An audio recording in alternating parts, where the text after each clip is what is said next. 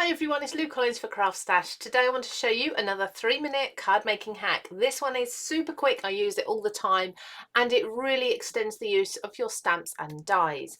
I'm going to create a shaped aperture and it's going to be based around one of my stamped images. As an example, I'm going to use this really pretty butterfly here and I'm just going to stamp it onto my card first of all. So I'm just going to use a black ink, probably Memento or VersaFine. So my VersaFine Claire was the nearest, so I'm just going to ink this up in black so you can really clearly see it.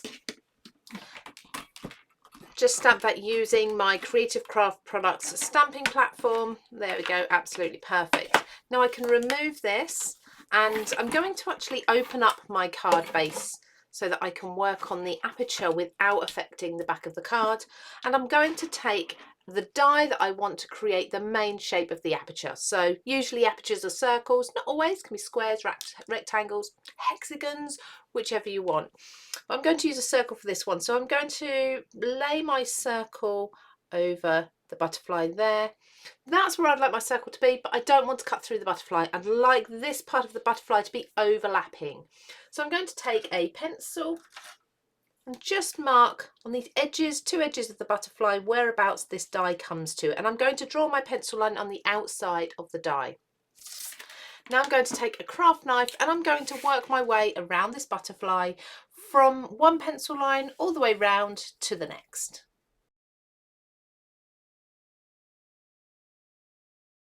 Now around the butterfly I don't actually need to be all that neat. You can cut this out quite roughly if you want to, because you can go back in later with some fussy cutting scissors for example and neaten up the cutting instead. So there I've cut around the butterfly all the way up to each of those pencil lines. And now I'm going to take my die and I'm going to slide it under the cut that you've just made and make sure the die sits against those two pencil lines that we made in the beginning. I'm going to tack this down with a little bit of low tack tape. Again, this is Creative Craft Products brand. And I'm going to stick it to the inside of the circle because this is going to be the waist.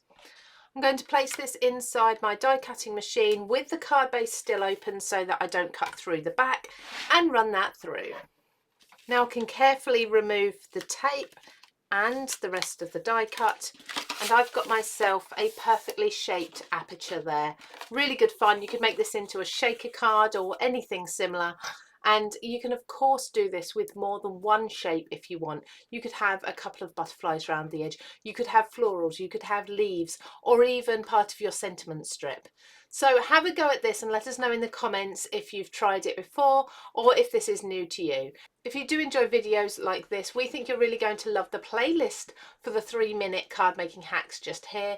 And of course, don't forget to subscribe to the CraftStash YouTube channel just here. Thank you everybody, take care, I'll see you again very soon.